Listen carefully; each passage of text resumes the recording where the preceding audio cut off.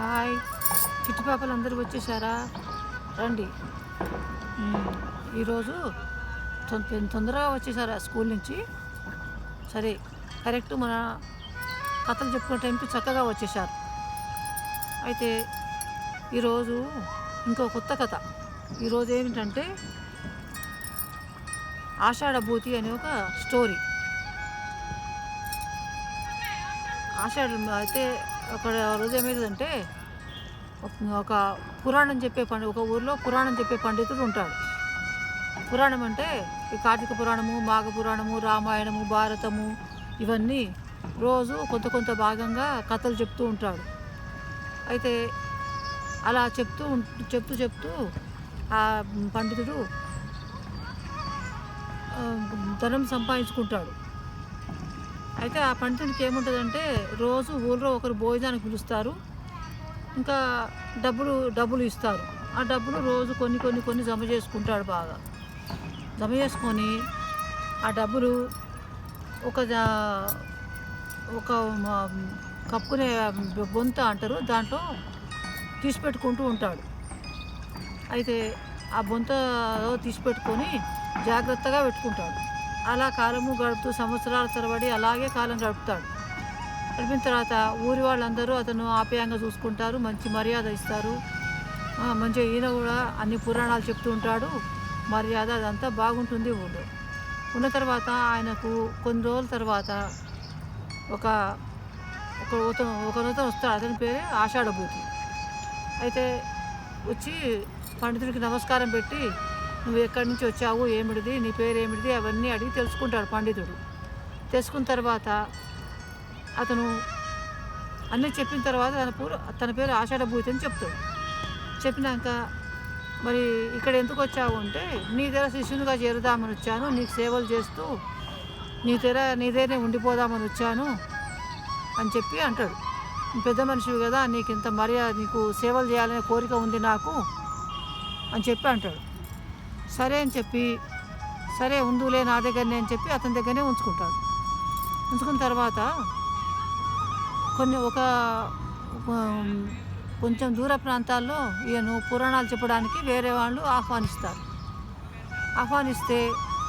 అప్పుడు ఈయన తనకు కావాల్సిన సామాన్లు, ఏమిటి బట్టలు కొని, అది ఒక బెడ్షీట్ లాంటిది, అదే బొంత అనేది, అవన్నీ తనకు కావాల్సిన సామాన్లు ఏవో కొన్ని తీసుకొని వెనుక ఉన్న శిష్యుడు ఉన్నాడు కదా ఆషాఢభూతిని, వానికి అవన్నీ ఎత్తిచ్చేసి తన వెంబడి తీసుకొని పోతుంటే ఆ ఆషాఢభూతి అనేటోడు కొంత దూరం కాలినడకన వెళుతూ ఉంటే, కొంచెం దూరం వెళ్ళిన తర్వాత గురువుగారు నాకు ఒకటి గుర్తొచ్చింది, నేను కొంచెం మళ్ళా ఇప్పటిదాకా నువ్వు ఊళ్ళో ఉన్నావు కదా, ఆ ఊరికి వెళ్ళి నేను మళ్ళీ తొందరగా వస్తాను అని చెప్తాడు.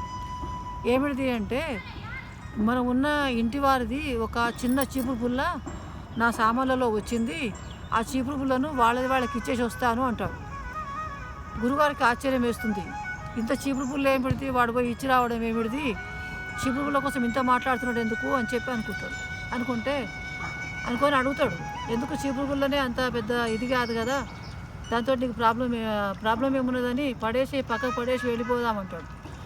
కాదు, నేను చాలా నిజాయితీ పరుణ్ణి, నేను ఎవరి వస్తువు ముట్టుకోను, ఎవరి డబ్బు తీసుకోను, ఎవరిని మోసం చేయను, నేను ఎవరిది కూడా అడగకుండా పూచిక పుల్ల నేను ముట్టను, అందుకని వాళ్ళకి ఇచ్చేసి ఇప్పుడే మీరు నడుస్తూ ఉండండి, నేను 10 అంగళాల్లో వెళ్ళి తొందరగా వచ్చేస్తానని చెప్తాడు గురువు. సరే అని చెప్పి గురువు వెళ్ళిరమ్మని మెల్లగా నడుస్తుంటే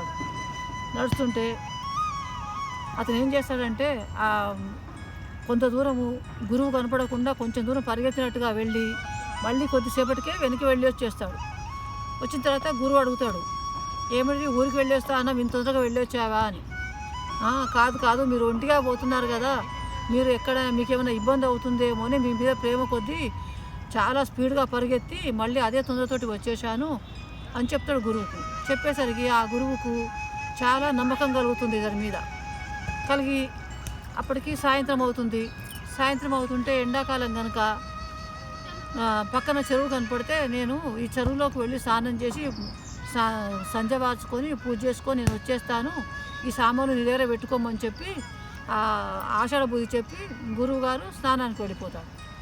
స్నానానికి వెళ్ళిపోయి ఆయన స్నానం చేసుకొని చేసుకున్నంతసేపు ఈ శిష్యుడిని చూస్తూనే ఉంటాడు గురువు. చూస్తుంటే వాడు తనకు కావాల్సిన వస్తువులేవో ఆ సంచులు ఉంటాయి, ఆ ఆషాఢభూతి అనే బొంత ఉంటుంది, అవన్నీ పెట్టుకొని అలాగే కూర్చొని ఉంటాడు శిష్యుడు.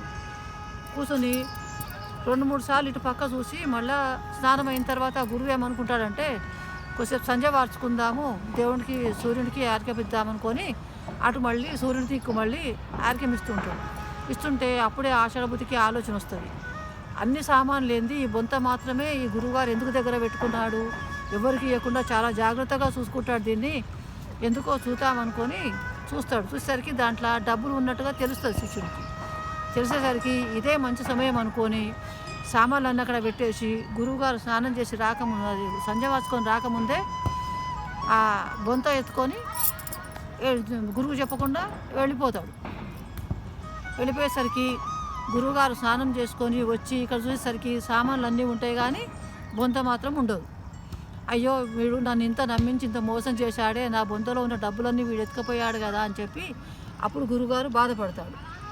అయితే దీనిలో కథ ఏమిటంటే బాగా నమ్మకం కలిగించి ద్రోహం చేయడం, ఇది నమ్మక ద్రోహం అని అన్నారు. నమ్మించి మోసం చేయడం అంటే ఇదే ఈ కథ నీతి.